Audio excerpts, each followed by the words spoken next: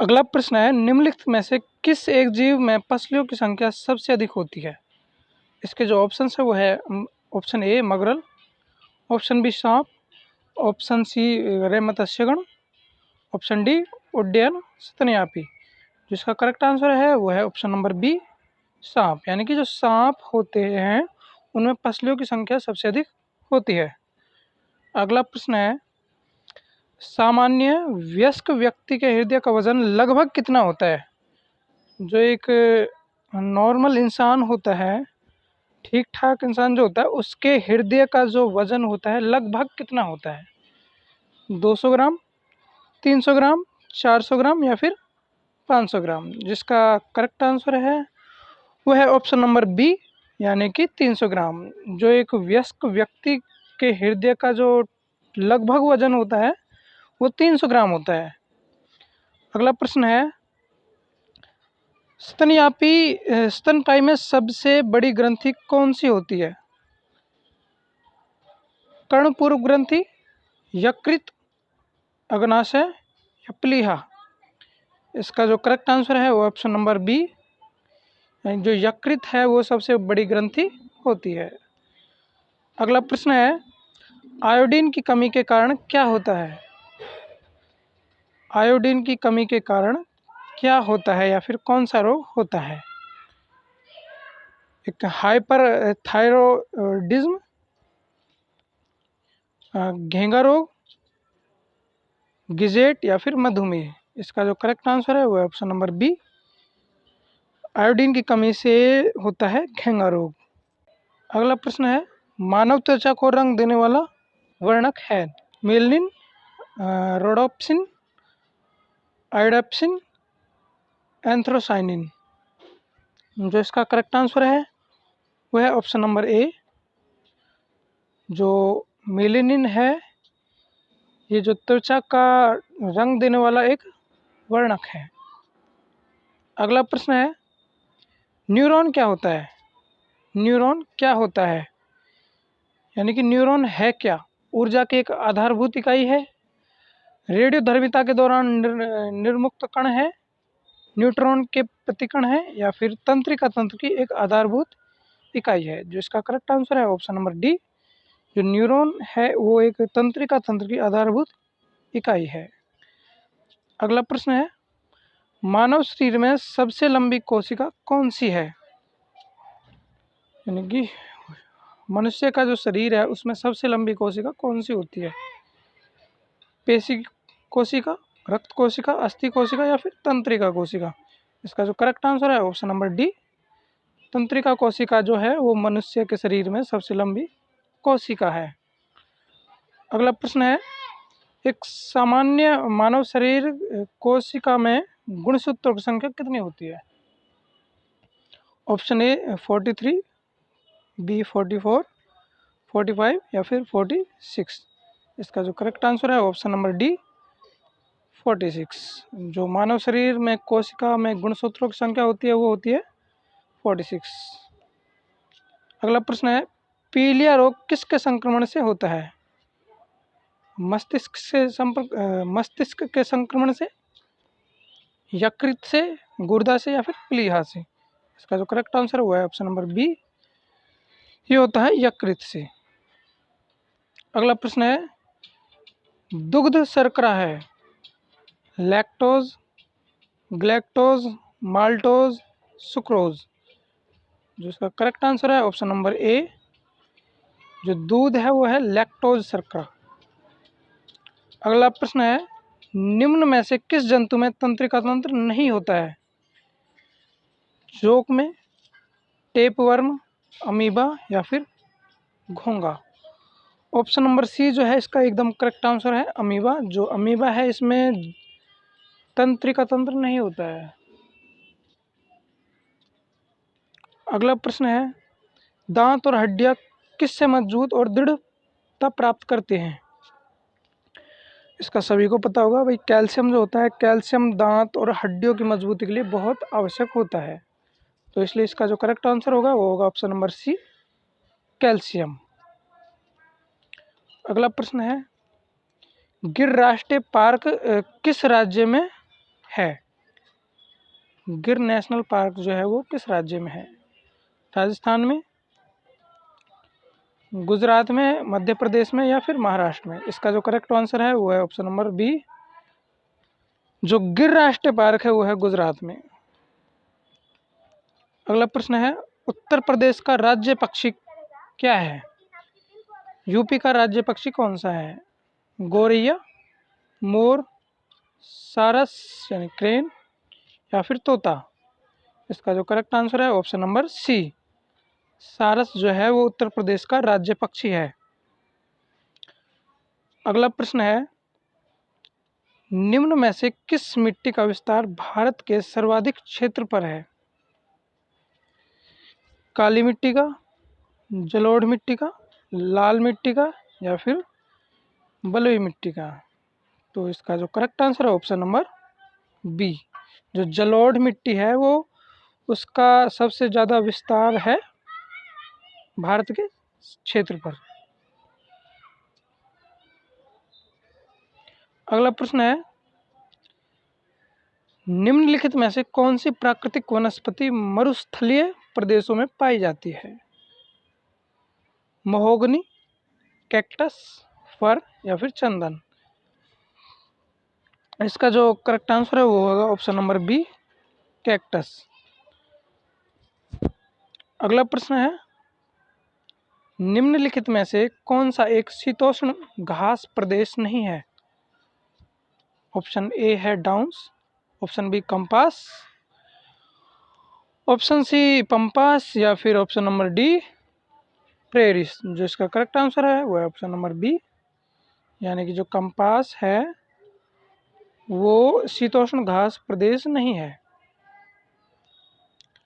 अगला प्रश्न है, जीवों के व्यवहार का अध्ययन किस में किया जाता है? यानी कि जो जीवों के जो व्यवहार का अध्ययन है उसको क्या कहा जाता है?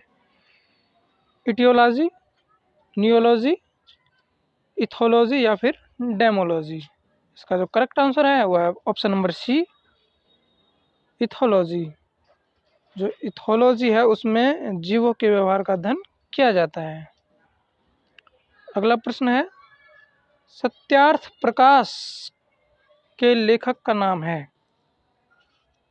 Option A Swami Dayanand Saraswati, option B Swami Vivekanand, option C Raja Rammohan Roy या फिर option number D Madan Mohan Malviya? इसका जो करेक्ट आंसर है वो है ऑप्शन नंबर ए, जो सत्य प्रकाश के लेखक है वो है स्वामी दयानंद सरस्वती। अगला प्रश्न है, सिल्वीकल्चर जो है किससे संबंधित है? ऐसे प्रश्न जो बहुत आते हैं सीटेट वगैरह में और लगभग हर बार ये प्रश्न देखने को मिलता है। तो इसका जो ऑप्शन है वो है वन एवं वन्य उत्पाद, option B silk, option C फूल, ऑप्शन डी उर्वरक। लेकिन जो इसका करेक्ट आंसर है ऑप्शन नंबर ए, जो ऑप्शन नंबर ए है वो है वन्य एवं वन्य उत्पाद, जो संबंधित है सिल्वीकल्चर से। अगला प्रश्न है, प्याज, आलू और अदरक ये क्या है? जड़ है, तना है, अपस्थानिक जड़ें हैं या फिर सल्क पत्र हैं? इसका जो ऑप्शन है वो है ऑप्शन नंबर बी, प्याज, आलू जो अदरक है वो तना है। सीटेट में यहाँ से क्वेश्चन बनता है कि हम प्याज, आलू और अदरक का क्या खाते हैं? तना खाते हैं, पत्ते खाते हैं या फिर जड़ें खाते हैं? तो इसका जो करेक्ट आंसर है वो है ऑप्शन नंबर बी, ये होते हैं तना। अगला प्रश्न है, भिलाई इस्पात संयंत्र कहाँ पर है? भिलाई इस्पात यंत्र कहाँ पर है? ऑप्शन ए छत्तीसगढ़ में, ऑप्शन बी झारखंड में, ऑप्शन सी एमपी में या फिर ओडिशा में? इसका जो करेक्ट आंसर वो है ऑप्शन नंबर ए सी जी, यानी कि छत्तीसगढ़ में जो है भिलाई इस्पात संयंत्र है। अगला प्रश्न है, झूम खेती कहाँ पर होती है? ये एक ऐसा प्रश्न है जो सीटेट में घुमा फिरा के आता है, और सीटेट वाले इसको, सीबीएसई वाले जो होते हैं, इसको कई तरीके से घुमा फिरा करके देते हैं। प्रश्न है, झूम खेती कहाँ पर होती है? केरल में, बिहार में, मेघालय में, या फिर तमिलनाडु में? इसका करेक्ट आंसर है मेघालय। जो झूम खेती होती है वो होती है मेघालय में। अगला प्रश्न है, भूकंप की तीव्रता नापने का यंत्र निम्न में से कौन सा है? Option A physiograph, option B seismograph, option C cardiograph, या फिर ऑप्शन डी बैरोग्राफ। इसका जो करेक्ट आंसर है वो है सिस्मोग्राफ। जो भूकंप होता है उसकी जो हम ये पता लगाते हैं कि कितनी तेजी पर आया है, तो उसको नापते हैं सिस्मोग्राफी से। अगला प्रश्न है, निम्न में से किस प्रदेश में रेनडियर पाया जाता है? मानसून प्रदेश में, गर्म मरुस्थल, टुंड्रा प्रदेश, या फिर टैगा? इसका जो करेक्ट आंसर है वो है ऑप्शन नंबर सी, यानी कि टुंड्रा जो प्रदेश है, टुंड्रा प्रदेश में रेनडियर पाया जाता है। अगला प्रश्न है प्रश्न नंबर 58। तप्त भौमजल से किस प्रकार की ऊर्जा होती है? तप्त भौमजल से किस प्रकार की ऊर्जा प्राप्त होती है? ऑप्शन ए भूतापीय ऊर्जा, ऑप्शन बी जल विद्युत ऊर्जा, ऑप्शन सी सौर ऊर्जा, या फिर ऑप्शन डी नाभिकीय ऊर्जा। इसका जो करेक्ट आंसर है वो है ऑप्शन नंबर ए,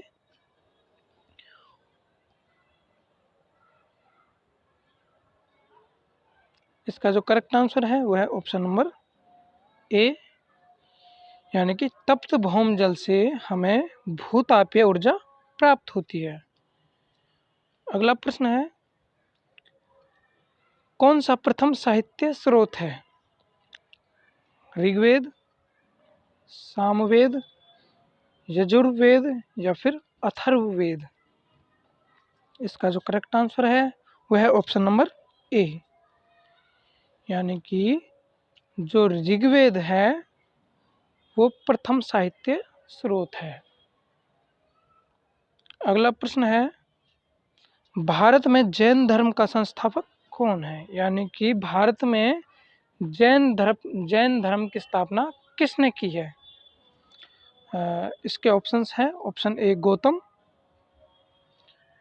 option B Mahavir, option C Chandragupta, या फिर ऑप्शन नंबर डी अशोक। इसका जो करेक्ट आंसर है वो है option number B, option number B, यानी कि जो महावीर जी जो थे उन्होंने जैन धर्म की स्थापना की थी। अगला प्रश्न है,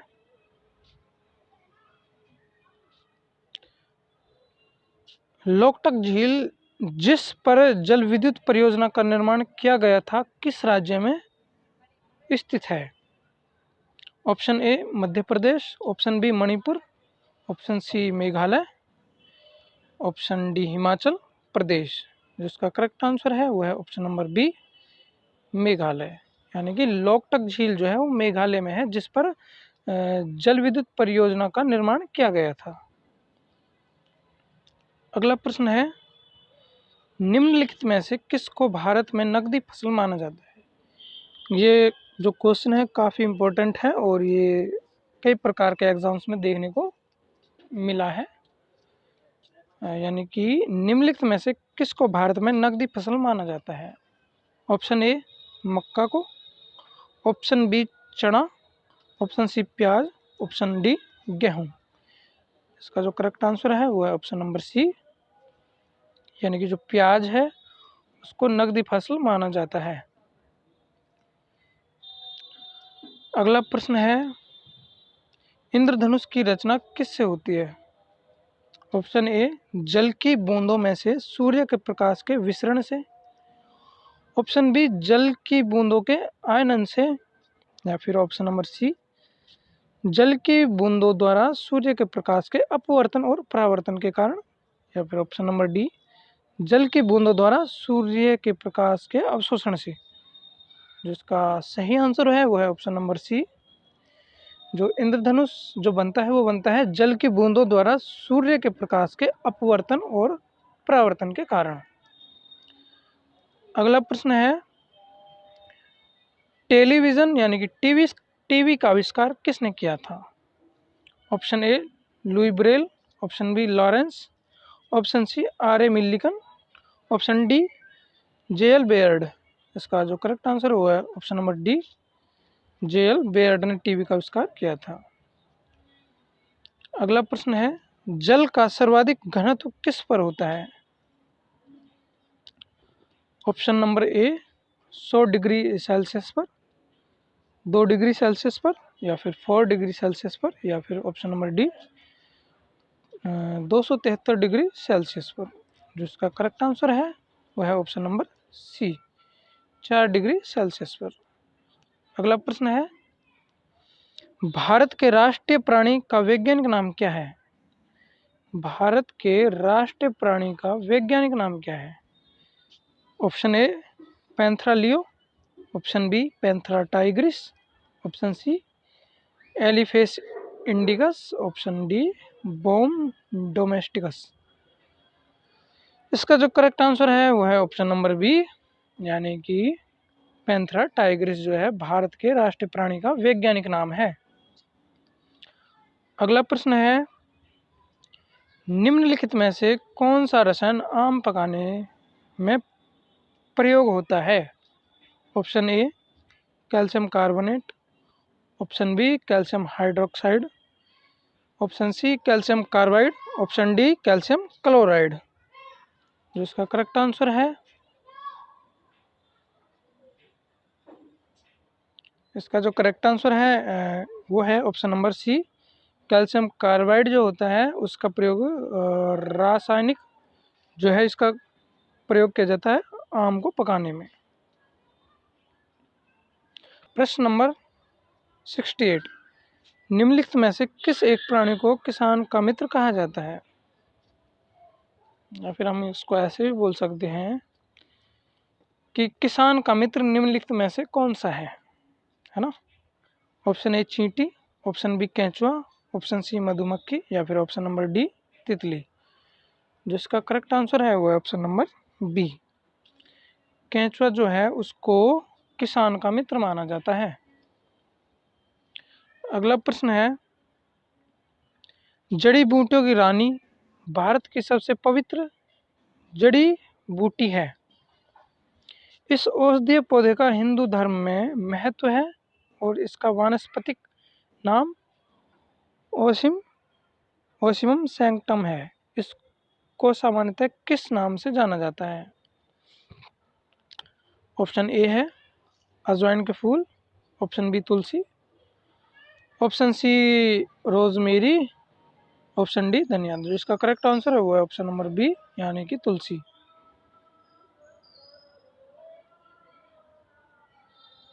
अगला प्रश्न है भारत में पेलिकन पक्षी कहाँ प्रजनन करते हैं? भारत में पेलिकन पक्षी कहाँ प्रजनन करते हैं? ऑप्शन ए कोक्कारे बेलूर में, नीलाप्टू में, कुंथकुलम में, या फिर ऑप्शन डी ये सभी। इसका जो करेक्ट आंसर है ऑप्शन नंबर डी है। इन सभी जगहों पर पेलिकन जो पक्षी है प्रजनन करते हैं। अगला प्रश्न है क्वेश्चन नंबर 71 निम्न में से कौन सा पादप उत्पाद साबुन का विस्थापन है? ऑप्शन ए रुद्राक्ष, ऑप्शन बी रीठा, ऑप्शन सी तेंदू, ऑप्शन डी ये सभी। इसका जो करेक्ट आंसर है वो ऑप्शन नंबर बी यानी कि जो रीठा है वो साबुन का एक विस्थापन है। अगला प्रश्न है किस प्रकार का डीएनए कोशिका में सामान्य रूप से पाया जाता है? Option A B DNA, C DNA, A DNA, या फिर जेड डीएनए। इसका जो करेक्ट आंसर है वो ऑप्शन नंबर ए जो बी डीएनए है वो कोशिका में सामान्य रूप से पाया जाता है। अगला प्रश्न है शुष्क बर्फ किसका ठोस रूप है? अमोनिया का, कार्बन डाइऑक्साइड का, नाइट्रोजन का या फिर ऑक्सीजन का? इसका जो करेक्ट आंसर है वो है ऑप्शन नंबर बी, यानी कि कार्बन डाइऑक्साइड का। अगला प्रश्न है, एग मार्क का संबंध किससे है? एग मार्क जो होता है उसका संबंध किससे है? गुणवत्ता से, पैकेजिंग से, संसाधन से या फिर उत्पादन से? इसका जो करेक्ट आंसर है वो है गुणवत्ता। जो एग मार्क का संबंध होता है वो होता है गुणवत्ता से। अगला प्रश्न है, प्रथम भारतीय उपग्रह कौन सा था? आर्यभट्ट, भास्कर, इनसैट, IA या फिर रोहिणी? इसका जो करेक्ट आंसर है वो ऑप्शन नंबर ए, जो आर्यभट्ट था वो भारत का प्रथम उपग्रह था।